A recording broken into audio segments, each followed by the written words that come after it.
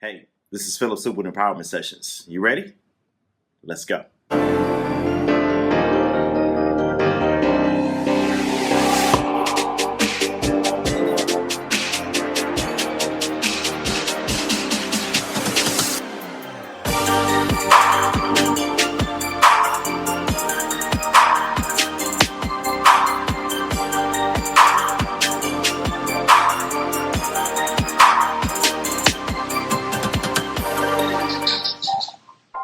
What's going on, family?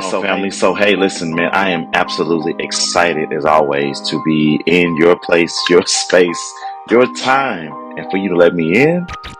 It's an honor, it's a privilege, it is a blessing, and I do not take it for granted.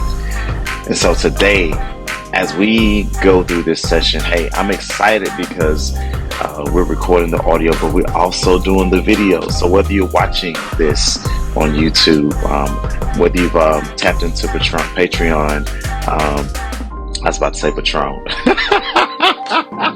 wherever you are joining, hey, I want to thank you for tuning in, for supporting, and as we continue this endeavor to grow in this year 2024, there will be more opportunities for you to financially support this podcast and support the vision that I have towards giving to the next generations, the current generations, and all those who have an ear to hear what's coming out of these sessions. So, that's a lot, right? Let's pause for a second. All right, well, let's get it. So today, I'm excited about the new beginnings of what life. Let me change that statement. I'm excited about what God has ahead of us. And I mean exactly that. I'm excited about what God has ahead of us. It's interesting how we attribute a lot of things to other people and other entities. But I just want to be black and white and say God is the greatest power. And I'm excited about what God has purposed and is actively working in my life and in your life, understanding that there is so much more ahead of us than what we've already experienced. And with that, I do want to say that you may quantify what that means in terms of the leverage of years. In other words, I have more years ahead of me than I have behind me. Well, I do realize that the age demographics for this particular session or this particular podcast is very vast. I have some who are in their 20s and I have some that are in their 50s. And so understanding the vastness of age groups that this podcast will reach, I do want to question or challenge your definition or your perspective when you typically hear someone say that the greater is ahead of me. There's more ahead of me than it is behind me, because I'm not necessarily speaking in the number of years, but what I am saying is that there is fulfillment that is ahead of you that will give so much validation to the things that are behind you. That there is so much purpose ahead of you, and that purpose, please hear me when I say this, Jesus, his ministry and the substratum of his ministry, the bulk of his active ministry as recorded, is in the capacity of 3 years. But in those 3 years, it gave so much relevance and so much substance as to what he endured and what he exercised and walked out and lived through the 30 years prior to that ministry. And so prior to his ministry beginning. So I don't want you to always think with that statement that I have more years ahead of me. It just may be, it's all subject, right? It's relative. So in that statement, the idea behind it, and especially when I say it, is that first of all, what's behind you is not the ultimate as it relates to you. That there is something significant about what is ahead of you that will give substance, greater validity to that which has already transpired in your life. And that can be for some of us who experience failure, hardship, and burdens, condemnation, and shame in our past. It could mean that now we understand why we experience the things that we experienced and how we can take those experiences and use it for the good of our future, right? The good of our legacies, the good of what tomorrow looks like. Because today we stand in the solidness or the solidity of having a clear understanding of where we are, why we are where we are, and what it is that we were to take away from those experiences. And then, in addition to that, also, we have the victories. We have those successes that we've experienced in our lives, those great moments that were climax moments, that were euphoric experiences that we've encountered in our lives. But when we say this statement, meaning that there is so much more ahead of us, what we're saying is that, again, that is not the ultimate of our story. It is not the ending of our story. In other words, that there are still blank pages in our lives that are yet to be written. And hear me when I say that.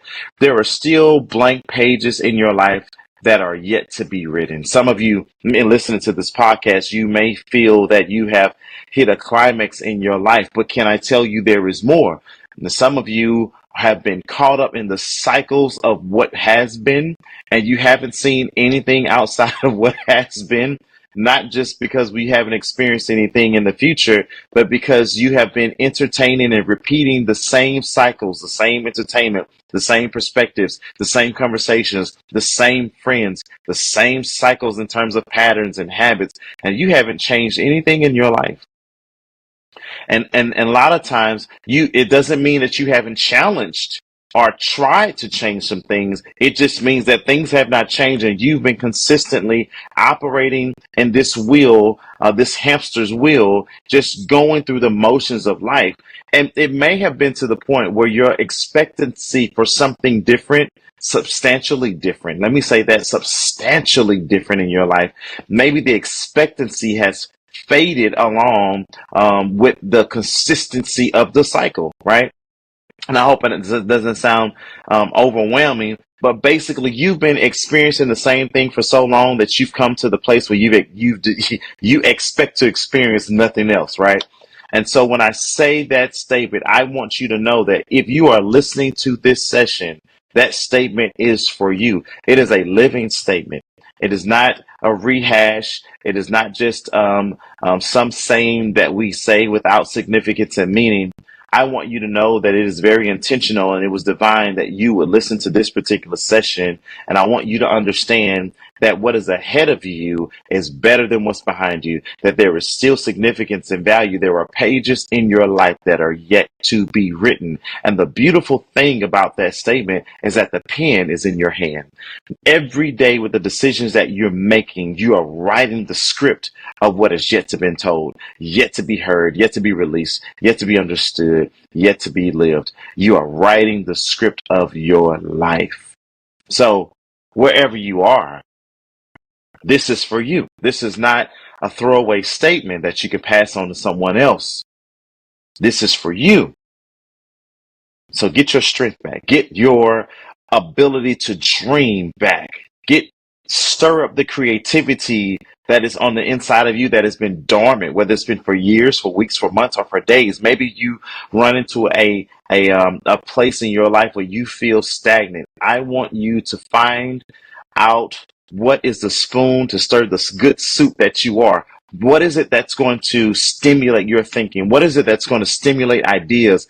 What is it that's going to help you regain your strength, right? For life, for living, for love, for opportunity, for purpose, and understanding here. Change is what you're seeking, even though change may be fearful, because change means that what I've been accustomed to is now interrupted by what I have not been accustomed to, what I've not become comfortable with. And sometimes what I do not have the expectancy for, I don't know what the future holds for me. And when I step into the difference of what I'm used to, it opens me to the vastness of what I'm not used to. Different environments, different conversations, different languages, and it may be, possibly will be uncomfortable. Just take it as it is. Uncomfortable. If you're an introvert like me, it means you're going to be around more people and more crowds, and sometimes that can be uncomfortable, right? If you're a person who's not very well given into conversation, it may mean that what awaits you and the change of your life will cause you to have conversations that you're not accustomed to having longer than you're accustomed to having them. And sometimes you may be the center of the conversation, not just joining in the conversation. The conversation may be around your thoughts and your ideas, and people may be wanting to see what is it that you bring to the table and desiring what you have to bring, what's been incubated on the inside of you for all these years, but has been dormant. What has been fostered on the inside of you in your mind and your own perspective, but you have yet to articulate it. And some of you haven't had the audience to hear those things, but now you're about to step into a season, a realm where people are going to want to hear what you have to say, and it may be uncomfortable. And with that being said, I want to point out three things that are going to be essential for what God has ahead of you. It's going to be important, imperative, essential that you take these three things and that you own it as if it came originally from you, that you implement it in your life more than you do the medicine that the doctor told you. Don't stop until it's finished, but you stop after 3 or 4 pills because you feel better. No, you got to keep taking it. I want you to take these three things, and I want you to be more consistent with the instructions than you are with that medication, okay? I want you to take this as it is life to you. Number one, here we go.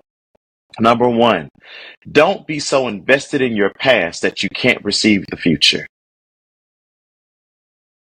I'll say it again. Don't be so invested in your past that you can't receive the future. You guys know I'm a minister of the gospel, so here it is.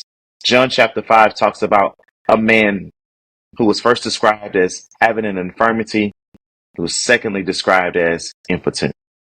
This man is weak, he is feeble, and he has been this way, at least for the text and the context given, for 38 years. 38 years he's been in this place in a pool called Bethesda. And according to the culture, it was believed that at a certain season, the angel would come down from heaven and he would stir up the water. And the first person to jump into that pool after the angel stirred the water will be healed. This man had been there for 38 years. And for 38 years, he's seen everyone else healed. He's seen everyone else get in the water before him. And Jesus comes and he says to him, will thou be made whole? Interesting. It's another conversation, but it's interesting that he doesn't say, do you want to be healed? Do you want to walk again? Do you want to be healed of your infirmity? He asks a question that speaks to the wholeness of who he is as a person, as an individual. Will thou be made whole? Do you want to be made whole? And the first thing the man says is, Lord, every time I get to this pool and I try to jump in, I don't have anyone to help me. And when I'm making my way, somebody jumps in before me. In the context of what I just given you, what did Jesus ask him? And what's his answer? What's his response? Our response to the question or the possibility of it even being a possibility of him being made whole? This man was so invested in the failed attempts of his past that he couldn't answer the opportunity of being made whole with a simple yes or no. And some of us, we're confronted with the opportunity for change, the opportunity for newness, but we're so embedded in the excuses and the language and the rehearsal and the reruns of what has been that we can't embrace that in the moment that we're being questioned, it's actually the portal for change. It is actually the opportunity for something different that you have specifically been wanting. Whether you've been able to articulate it or not, you've been wanting this change. You've been wanting this change. But in that is the failed attempt to acknowledge that maybe I'm too invested in my past. that I have to get through the rubbish of what I've experienced so that I can experience something different. Let me repeat this first point to you. Don't be so invested in your past that you can't receive the future. Because every day of your life, change is knocking on your door. Change is before you. But if your response is simply what has been, if your expectancy is only what has been, and I understand that there's a need sometimes, you just got to get it out your system. And I think in this particular passage of scripture, this man just had to get it out of his system. Listen, I know you're asking me if I want to be made whole, but I just got to tell you, man, I've tried this over and over and over again. It's almost as if he's saying, so if you've got a remedy, listen, I don't know what you're going to do different from what I've already done. And some of you are saying this. You're so invested in what you've already done that you don't realize that there's newness in front of you. There are opportunities in front of you that are waiting for your agreement, waiting for confirmation from you that you are ready for what this change has to offer. That is an incredible statement to digest. It is an incredible perspective to digest because sometimes we're so interested in justifying what has been that we can't receive what can be. And I understand. You've tried it before. You tried this, you tried that, you tried that. But what if the timing, what if the season, what if there's something more profound to your success than just you being successful? And it relies on the fact that what is for you may not be for you to apprehend in the same manner that others have. In other words, his healing wasn't for him the same way that it was for everybody else. Everybody else just jumped into the pool. But there was something unique and distinctive about the way in which he would be healed versus how everybody else was healed. In other words, your next level of breakthrough, your next moment of strengthening is going to be a redefining moment for you. It's not going to be one of commonality where you've done what everybody else has done and got the results that everybody else has done, because everybody else who jumped in that pool, they simply got healed, but he was being offered wholeness. And sometimes we're so invested in the little bitty problems that we don't understand the big picture of who we are is requiring something more significant to happen in our lives. It's more than just I want to be financially stable. It's more than I just want to be in a healthy marriage and a healthy relationship. There is something bigger and greater about you and the significance of you being made whole than you just being temporarily satisfied with the temporary fix of a temporary situation. There is a bigger picture in mind and the mind of God when it comes to you. So point number one is don't be so invested in your past that you can't receive the future. Number two is capitalize on what you have more than what you lost. This man is thinking about every time I've tried, every time I've tried, every time I tried. But I thought about this after 38 years, there was something about this man that he never left the pool. That even in the midst of all the disappointment that he's seen in 38 years of others getting blessed and not him, others getting healed and not him, even though he's in the right time and a right place, but can't connect like he wants to, there was still something inside of him that says, it's possible. Something's got to give. I don't know what it is. Maybe it's not the pool. Maybe it's not me getting there in time. Maybe there's another mechanism, but I'm certain that this is the place. I'm in the right place. And some of us are in the right place. And what really matters is that sometimes failure enables us rather to rid all of the other elements in the picture that are not as important, so that we can get down to the essence of what really is important, and that is his faith. You may have never seen it. If you're a person that reads in the Bible, you probably just think he's been there and he gave his excuses. But the truth is that even though he had excuses, there was still an element of faith inside of him that Jesus found him at the same place. He was still waiting for his moment of healing. He was still waiting for his moment to be healed. He was still waiting for his moment to be healed. And some of you are still waiting for your moment. And this is what my announcement is to you. This is really why I got on here to introduce this subject and to talk about these three things is because I want to announce to you, like I did it before when I started, that there is something coming in your life that is better than what you've already experienced. And I want you to believe it. I want you to believe it. I want you to wake up with the expectancy that there is something this year that's going to happen in my life that's going to be so profound in a positive manner. It's going to be so profound. It's going to be life changing for me. It's going to catapult me to the next level. And what I don't want you to do is to capitalize and to build your build your build your altar, build your monument on what you've lost. I want you to capitalize on what you have. This man, after 38 years, he says, I haven't been able to get help. Every time I try this, every time I try to get to the pool and get healed, and somebody else jumps in before me. But I tell you this, what he didn't say, but what was proof of, is that he hasn't lost the expectation that it's possible. He just didn't know how. Because every method that he tried didn't work. And some of you, in every method you've tried to be successful in business, sometimes in your relationships or whatever those endeavors or your issues may be, you've tried multiple ways. But there's something inside of you that says there's still a way. I just don't know what that way is. I don't know how. I'm not completely sure of what that methodology is. And you've heard it before. I've said it before on the podcast, on our sessions. Don't necessarily be married to the method. Be married to the outcome, because methods change.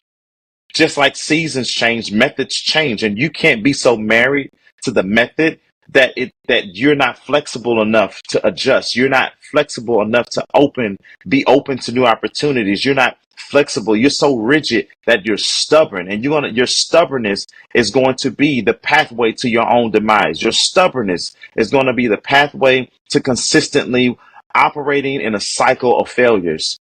But your openness, your ability to not be so rigid with the method, but be open to the possibilities that there may be a more substantial way to come across and get the results that I'm looking for, that is going to be your avenue for success. Number 3, understand the potency of now versus later. Understand that what you do today in these defining moments of your days gives context to the breakthrough and the significance of tomorrow. Jesus said to this man, take up your bed and walk. Take up your mat and walk. In other words, let me give you a different option. Let me empower you through the obedience. Let me empower you by giving you this word of instruction. And if you obey this word of instruction, what you do now is up to you. By me, listen, this is prolific. When Jesus gives us a command, the power to do the command is in the command. Some of you have great ideas, but you've given more credence to the inability to do it than you have to the ability to do it. Let me say that again. You're giving more credence to the ability. You're giving more credence to your inability to do what you feel, sense, and know deep down inside that you should do. Right?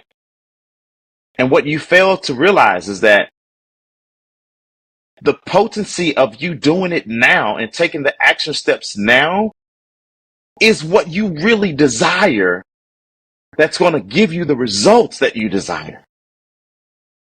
But because you believe so much that you are inapt and can't do it now, you push it for later. But not understanding that later is not a promised moment. And even the conditions of later are not always going to be conducive to what would happen if you took the steps now. Later, you're going to lose momentum. Later, you're going to lose progression. Later, you're going to lose purpose, sight of purpose, rather. Later, you're going to have more time to buy into the construct of what can't be than what can be. Later is going to be more of a struggle than if you move on the impulse of what you feel right now and do it. Understand the potency of now. Understand the consecration of what now offers to you. And that what you do now gives context to your tomorrow. So listen, what's ahead of you is empowering. And what you do now gives way to it. Whew. I hope this session brought you strength, brought you power, gave you clarity, gave you focus. Until next time, we'll talk.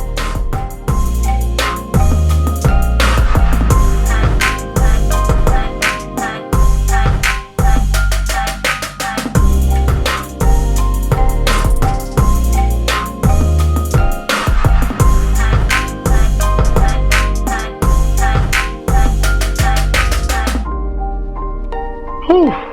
Today was a good session. I hope that you enjoyed it. Please make sure you share it with somebody and move forward with confidence. We'll talk.